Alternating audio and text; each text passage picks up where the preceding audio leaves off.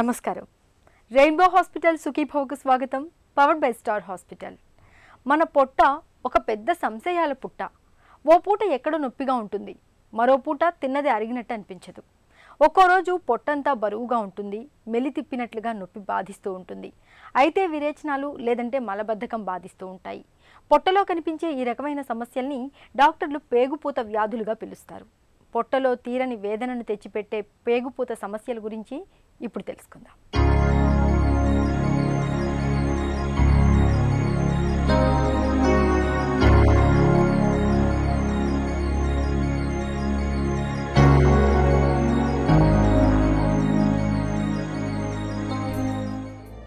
అప్పుడప్పుడు విరేచనాలవటం, కడుపు నొప్పి అనిపించటం సర్వసాధారణమే.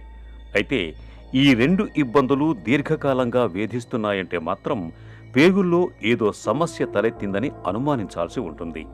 ముఖ్యంగా పెద్ద పేగులో తలెత్తే వాపు, పూత లాంటివి ఇలాంటి బాధల్ని తెచ్చిపెడతాయి. ఈ బాధల్ని ఇన్ఫ్లమేటరీ బowel డిసీజ్ లేదా పేగుపూత అంటూ ఉంటారు. ఎవరికైనా నెల రోజులకు మించి ఈ విరేచనాలు వేధిస్తున్నాయంటే సమస్య కాస్త మొండిగా, దీర్ఘకాలికంగా మారిందని అర్థం. ఒకప్పుడైతే చాలా కాలంగా విరేచనాలు ఉన్నాయంటే అమీబియాసిస్ అని భావించేవాళ్లు. కానీ అనేక సందర్భాల్లో దీర్ఘకాలిక విరేచనాల వెనుక పేగుపూత కూడా ప్రధానంగా కనిపిస్తుంది. ఈ ఇన్ఫ్లమేటరీ బౌల్ డిసీజ్ అంటే తెలుగులో పేగుపూత జబ్బు అంటామండి కామన్గా. దీంట్లో రెండు రకాలుగా ఉంటాయి, అల్సరేటివ్ కొలైటిస్ అని ఒకటి, క్రాన్స్ డిసీజ్ అని ఇంకోటి అనమాట. సో ఈ రెండింటి కూడా కంబైన్డ్గా కలిస్తే ఇన్ఫ్లమేటరీ బౌల్ డిసీజ్ అని అంటూ ఉంటాం.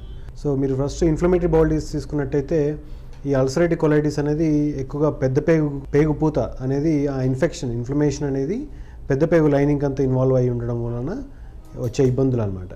అదే క్రాన్స్ డిసీజ్ తీసుకున్నట్టయితే ఈ జీర్ణ వ్యవస్థలో ఏ పార్ట్ అయినా, అంటే ఈ మౌత్ నుంచి మొదలు పెడితే యానల్ కెనాల్ వరకు ఏ పార్ట్ అయినా ఇంటెస్టైన్లో ఎఫెక్ట్ అవ్వచ్చు అనమాట. దాన్ని క్రాన్స్ డిసీజ్ అని అంటారు. కాకపోతే ఎక్కువగా దీంట్లో క్రాన్స్లో కూడా స్మాల్ ఇంటెస్టైన్, చిన్న పేగు కానీ పెద్ద పేగు కానీ ఎక్కువగా ఎఫెక్ట్ అయ్యే ఛాన్స్ ఎక్కువగా ఉంటుంది. మనం ఇంకొక 10 years బ్యాక్ తీసుకున్నట్టయితే ఇన్ఫ్లమేటరీ బౌల్ డిసీజ్ అని 10 కానీ 15 years బ్యాక్ తీసుకున్నట్టయితే క్రాన్స్ డిసీజ్ కానీ అల్సరేటివ్ కొలైటిస్ కానీ మన కంట్రీలో చాలా తక్కువగా ఉంటాయని ఒక అపోహ అనేది ఉండేదండి. కాకపోతే ఈ మధ్య కాలంలో మన లైఫ్ స్టైల్ చేంజెస్ కానీ ఈ ఇండస్ట్రియలైజేషన్ దీనివల్ల కానీ చాలా ఎక్కువగా మనం ఈ ulcerative colitis and Crohn's disease చూస్తున్నామండి. సో ఈ జబ్బు ఎందువల్ల వస్తుందని చూసినట్టయితే అనేక రకమైన కారణాలు మనకు కనిపిస్తాయి. ఇవన్నీ కూడా పాస్టులేటెడ్ థియరీస్ అనమాట. ఏదో ఒక్క కారణం వల్ల ఇది వస్తుందని ఖచ్చితంగా చెప్పలేము. బట్ మిక్చర్ ఆఫ్ ఎవ్రీథింగ్, దాంట్లో ఎన్విరాన్మెంటల్ ఫ్యాక్టర్స్ కావచ్చు, మన డైటరీ ఫ్యాక్టర్స్ కావచ్చు, మన లైఫ్ స్టైల్ చేంజెస్ కావచ్చు, ఇవన్నీ జెనెటిక్ ఫ్యాక్టర్స్, ఇవన్నిటి వల్ల కూడా మనకి జబ్బు వస్తుందని చెప్పుకోవచ్చండి. సో వీటిలో కూడా ఏ కారణం చేత తీసుకున్నట్టయినా కూడా మన బాడీలో ఉన్న బ్యాక్టీరియా అనేది ఏదైతే ఉంటుందో అది అందరికీ కూడా కొంత మోతాదులో బ్యాక్టీరియా అనేది ఉంటుందండి. కానీ మన ఇమ్యూనిటీ, రోగనిరోధక శక్తి ఏదైతే ఉందో ఆ ఉన్న బ్యాక్టీరియాకి సరిపడా ఇమ్యూనిటీ డెవలప్ చేసుకోకపోవడం వలనో, లేదు అంటే కావాల్సిన దానికంటే ఎక్కువగా ఇమ్యూనిటీ డెవలప్ చేసుకోవడం వల్ల ఈ ఇంటెస్టైన్ లైనింగ్ అంతా డ్యామేజ్ మొదలయ్యి దాని ద్వారా పేగుపూతలాగా మారి ఇన్ఫ్లమేటరీ బౌల్ డిసీజ్ లాగా మారుతుందని చెప్పొచ్చండి.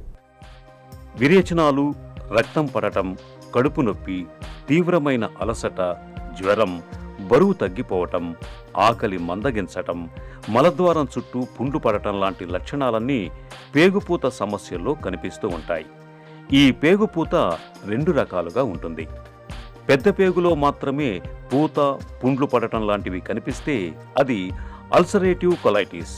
అలా కాకుండా పేగుల్లో ఎక్కడైనా సరే పూత, వాపు కనిపిస్తే అది క్రాన్స్ డిసీజ్ అని డాక్టర్లు చెబుతూ ఉంటారు. అల్సరేటివ్ కొలైటిస్లో విరేచనాల బాధ ఎక్కువగా ఉంటే క్రాన్స్ డిసీజ్లో కడుపు నొప్పి బాధ ఎక్కువ. పేగుపూత సమస్య ఉన్నవారిలో కళ్ళు, చర్మం, మోకాళ్లకు సంబంధించిన సమస్యలు కూడా జతగా కనిపిస్తూ ఉంటాయి. పేగుపూత సమస్యకు ఖచ్చితమైన కారణాలు ఏమిటి అన్నది ఇప్పటిదాకా పూర్తిగా తెలియదు. అల్సరేటివ్ కొలైటిస్ కానీ క్రాన్స్ డిసీజ్ కానీ ఎర్లీ స్టేజ్లో గుర్తించడం చాలా చాలా ఇంపార్టెంట్ అండి. ఎందుకంటే ఇప్పుడు మనకి మోడర్న్ మెడిసిన్స్ చాలా రకాలుగా మెడిసిన్స్ ఉన్నాయి దీంట్లో. సో మనం ముందు స్టేజ్లో గుర్తించినట్టయితే దీన్ని అగ్రెసివ్గా ట్రీట్మెంట్ ఇవ్వడం ద్వారా లాంగ్ టర్మ్, అంటే దీర్ఘకాలికంగా దీని నుంచి కాంప్లికేషన్స్ రాకుండా అరికట్టవచ్చండి. ఈ క్రాన్స్ డిసీజ్ ముందు స్టేజ్లో ఎట్లా ఉంటుందంటే ఇన్ఫ్లమేటరీ కండిషన్ అంటాం, అంటే వాపులాగా పూతలాగా మొదలవుతుంది. ఇదే కండిషన్ ఇదే పేషెంట్లో ఒక 10 years తర్వాత చూసుకున్నట్టయితే స్ట్రిక్చరింగ్ డిసీజ్గా మారుతుంది. అంటే ఆ పేగుపూత అనేది ఆ ఇంటెస్టైన్ మూతపడిపోయి మార్గం క్లోజ్ అయిపోయి అబ్స్ట్రక్షన్ వచ్చి స్టినోసిస్ వస్తున్నప్పుడు స్ట్రిక్చర్స్ అనేవి ఫామ్ అవుతాయి. దీన్ని స్ట్రిక్చరింగ్ స్టేజ్ అంటాం. ఇదే ఇంకా నెగ్లెక్ట్ చేసినట్టయితే ఫిష్లైజింగ్ డిసీజ్ అని అంటాం. అంటే ఇప్పుడు మన అందరికీ తెలుసు పెరియానల్ ఫిష్లాస్ అని కామన్గా అంటూ ఉంటాం. కాకపోతే ఈ క్రోన్స్ డిసీజ్ అనేది చిన్న పేకో పెద్ద పేకో రావడం మూలన అక్కడి నుంచి ఇతర అవయవాలకి, పొట్టలో ఉన్న ఇతర అవయవాలకి, ఫర్ ఎగ్జాంపుల్ స్మాల్ ఇంటెస్టైన్ నుంచి లార్జ్ ఇంటెస్టైన్కి, లేదా లార్జ్ ఇంటెస్టైన్ నుంచి యూరినరీ బ్లాడర్కి, లేకపోతే ఎక్స్టర్నల్ ఫిష్లాస్, ఇవన్నీ ఫిష్లాస్ ఫామ్ అవడం వల్ల క్వాలిటీ ఆఫ్ లైఫ్ అనేది చాలా తగ్గిపోతుందండి ఈ పేషెంట్స్లో. సో వీటినంటే మనం ముందు గుర్తించినట్టయితే ట్రీట్మెంట్ అగ్రెసివ్గా ఇవ్వడం వల్ల ఈ డిసీజ్ని ఇన్ఫ్లమేటరీ కండిషన్లోనే మనం ట్రీట్మెంట్ ఇచ్చేసి తర్వాత స్ట్రక్చరింగ్గా లేదంటే ఫిష్లైజింగ్ కండిషన్గా మారకుండా అరికట్టవచ్చు. అల్సరేటివ్ కొలైటిస్ తీసుకున్నట్టయితే కూడా ఇది ఎర్లీగా గుర్తించడం వల్ల ఫ్యూచర్లో కాంప్లికేషన్స్ అనేవి రాకుండా అరికట్టవచ్చు. క్వాలిటీ ఆఫ్ లైఫ్ అనేది చాలా ఇంప్రూవ్ చేయొచ్చు ఈ పేషెంట్స్లో. ఈ అల్సరేటివ్ కొలైటిస్ కానీ క్రోన్స్ డిసీజ్ కానీ లాంగ్ టర్మ్ కండిషన్స్ అండి. అంటే దీనికి క్యూర్ అనేది ఒక విధంగా లేదని చెప్పొచ్చు, ముఖ్యంగా క్రోన్స్ డిసీజ్కి. అల్సరేటివ్ కొలైటిస్ తీసినట్టయితే మెడిసిన్స్ ద్వారా క్యూర్ అనేది ఏముండదు, బట్ మెడిసిన్స్ తొలి స్టేజ్లోనే స్టార్ట్ చేయడం వల్ల డిసీజ్ అనేది కంప్లీట్ కంట్రోల్గా తెచ్చుకోవచ్చు. కానీ దాని కంప్లీట్ క్యూర్ అన్నట్టయితే మనం కొలెక్టమీ అదొక్కటే పర్మనెంట్ క్యూర్ అని చెప్పుకోవచ్చు అండి. సో వీటికి మందులు ఎట్లా ఉంటాయంటే దీనికి 2 టైప్స్ ఆఫ్ ట్రీట్మెంట్ ఉంటుందండి. ఒకటేమో స్టెప్అప్ ట్రీట్మెంట్ అంటాము, రెండోదేమో టాప్ డౌన్ థెరపీ అంటాం. స్టెప్అప్ ట్రీట్మెంట్లో మనం సింపుల్ మెడికేషన్తో స్టార్ట్ చేసి ఒక్కొక్క స్టేజ్లో ఒక్కొక్క మెడికేషన్ ఇంక్రీజ్ చేసుకుంటూ వెళ్ళి తీవ్ర స్థాయిలో ఉన్న వాళ్ళకి ఇంజెక్షన్ ట్రీట్మెంట్ కూడా ఉంటాయండి, ఇన్ఫ్లిక్స్మాబ్ ఇంజెక్షన్స్ అని ఉంటాయి. సో ఆ ఇంజెక్షన్ ట్రీట్మెంట్ తీసుకోవడం ద్వారా దీన్ని డిసీజ్ కంట్రోల్గా పెట్టుకోవచ్చు. కాకపోతే ఇన్ఫ్లమేటరీ బౌల్ డిసీజ్ ఉన్న పేషెంట్స్లో 70-80% మంది కూడా మనకు సింపుల్ మెడికేషన్ ద్వారానే డిసీజ్ అనేది కంట్రోల్ అయ్యే ఛాన్స్ ఉంటుంది. సో అల్సరేటివ్ కొలైటిస్కి మనకు మందుల ద్వారా కంట్రోల్ కానట్టయితే లాస్ట్ స్టేజ్లో సర్జరీ అనేది చెప్పుకోవచ్చు. లేదు క్రాన్స్ డిసీజ్ కూడా ఒక్కొక్కసారి కాంప్లికేట్ అవుతాయి. అంటే ఇంతకుముందు చెప్పినట్టుగా స్ట్రిక్చర్స్ ఫామ్ అయ్యి ఫిష్లాస్ ఫామ్ అయినప్పుడు దాంట్లో కూడా ఆ పేషెంట్స్లో కూడా మనం సర్జికల్ ట్రీట్మెంట్ అనేది కొంతవరకు ప్లే చేస్తుందండి. బట్ ఈ రెండు కండిషన్స్ కూడా ముఖ్యంగా మెడికల్ ట్రీట్మెంటే మెయిన్ స్టే ఆఫ్ ట్రీట్మెంట్ అని చెప్పుకోవచ్చు అండి.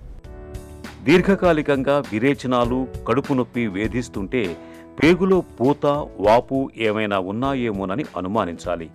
ఈ సమస్య ముదిరితే కడుపులో బాధలు తీవ్రతరం కావటమే కాకుండా పేగులు సన్నబడిపోవటం, మూసుకుపోవటం, చివరికి ఆపరేషన్ చేసి పేగులో కొంత భాగాన్ని తొలగించాల్సి రావటం లాంటి పరిస్థితులు తలెత్తవచ్చు. అందుకే ఈ సమస్యని సాధ్యమైనంత త్వరగా గుర్తించి తగిన చికిత్స తీసుకోవాల్సి ఉంటుంది. Smoking is injurious to health. పొగ తాగితే క్యాన్సర్ గ్యారంటీ. ఈ విషయంలో ఎవరికీ ఎలాంటి సందేహము లేదు. పొగ తాగే అలవాటు జీవితంలో మనల్ని ఎప్పుడో ఒకప్పుడు క్యాన్సర్ రక్కసికి చిక్కేలా చేస్తుంది. అయితే ఇక్కడే మరో నమ్మకము కనిపిస్తూ ఉంటుంది. పొగ తాగే అలవాటు లేదు కాబట్టి మాకు క్యాన్సర్ వచ్చే అవకాశమే లేదని అనుకుంటారు కొంతమంది. నిజానికి పొగ తాగే అలవాటు లేకపోయినా పక్కవారి పొగను పీల్చడం మూలంగా ఖచ్చితంగా క్యాన్సర్ బారిన పడే అవకాశం ఉందని చెబుతారు డాక్టర్లు. ఆసక్తికరమైన ఈ విషయం గురించి ఇప్పుడు తెలుసుకుందాం. పొగ తాగే వాళ్ళకి లంగ్ క్యాన్సర్ రావడము చాలా చాలా కామన్ అండి. అంటే ఉదాహరణకి పొగ తాగని వాడికి లంగ్ క్యాన్సర్ కూడా రావచ్చు. వాళ్ళకి ఛాన్సెస్ 5 to 10% ఉంటే పొగ తాగే వాళ్ళకి 80 to 90% ఛాన్సెస్ ఉంటాయండి. సో పొగ తాగడం మూలన తప్పనిసరిగా ఊపిరితిత్తులు డ్యామేజ్ అయ్యి క్రానిక్ బ్రాంకైటిస్ రావడము, ఆయాసపడము, ఏ పని చేసినా అలసిపోవడము ఇలాంటి జరగడమే కాకుండా పొగ తాగడం మూలన క్యాన్సర్ వచ్చే అవకాశం లైఫ్ టైంలో ఆల్మోస్ట్ 80% ఉంటుందండి. అదే కాకుండా పొగ తాగడం మూలన ఎన్నో ఇతర ప్రమాదకరమైన ప్రాబ్లమ్స్ కూడా మీరు ఎదుర్కొంటారు. ముఖ్యంగా హార్ట్ అటాక్స్ రావడము, పారాలిటిక్ స్ట్రోక్ రావడము, కాళ్ళల్లో రక్త తగ్గిపోయి కాళ్ళు పీకడము, కాళ్ళల్లో గ్యాంగ్రీన్ రావడము, తర్వాత కొద్ది మందిలో ఇంపార్టెన్స్ అంటే భార్యకు పనికిరాని వాడు కూడా అయ్యే అవకాశం ఈ స్మోకింగ్ ద్వారా వస్తుందండి. ఒంట్లో కాస్తంత నలతగా ఉండి ఆసుపత్రికి వెళ్ళినప్పుడు డాక్టర్ గారు ముందుగా మన చేతి మణికట్టును నొక్కి పట్టుకోవడం, ఆపై నాడి ఎలా కొట్టుకుంటోందో పరిశీలించడం మనందరికీ అనుభవమే. నాడి కొట్టుకునే తీరుతెన్నుల్ని అంచనా వేయడం ద్వారా గుండె ఆరోగ్యాన్ని మాత్రమే కాదు, మన శరీర సామర్థ్యాన్ని, ఇతరత్రా సమస్యల్ని చాలా వరకు పసిగట్టే వీలుంటుంది. నాడీ వేగంపై మనకు ఎలాంటి అవగాహన అవసరమో ఇప్పుడు తెలుసుకుందాం.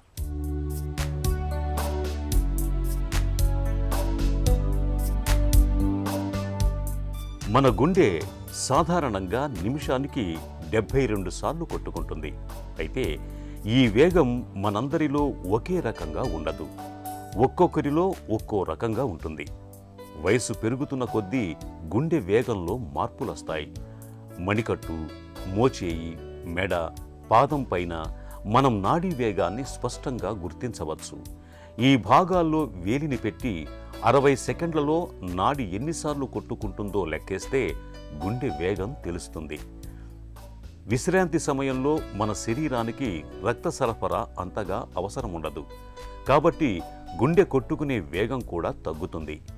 ఎలాంటి జబ్బులు లేని పెద్దవారిలో విశ్రాంతి తీసుకుంటున్న సమయంలో గుండె 60 నుంచి 100 సార్లు కొట్టుకుంటుంది. తీవ్రంగా శారీరక శ్రమ, వ్యాయామం చేసేవారికి, క్రీడాకారుల్లో గుండె కండరం బలంగా ఉండటం వల్ల విశ్రాంతి సమయంలో ఈ నాడి వేగం 60 కన్నా తక్కువగా ఉండొచ్చు. అయితే రక్తపోటును తగ్గించే బీటా బ్లాకర్ మందులు, గుండె లయను సరిచేసే మందులు వాడుతున్నప్పుడు గుండె వేగంపై ఓ కన్నేసి ఉంచటం మంచిది.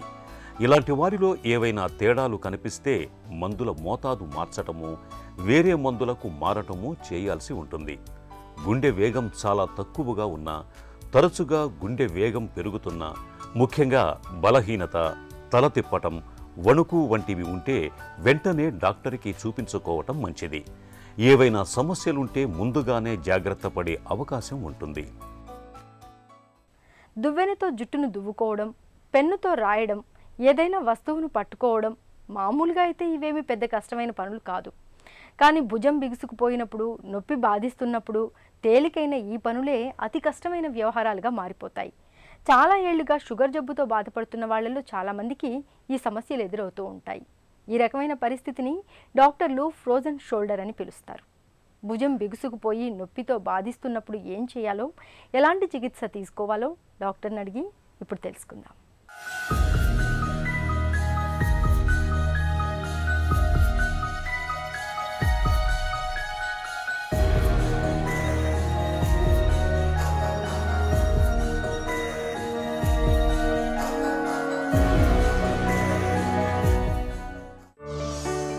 ఫ్రోజన్ షోల్డర్ అంటే ఏమిటి?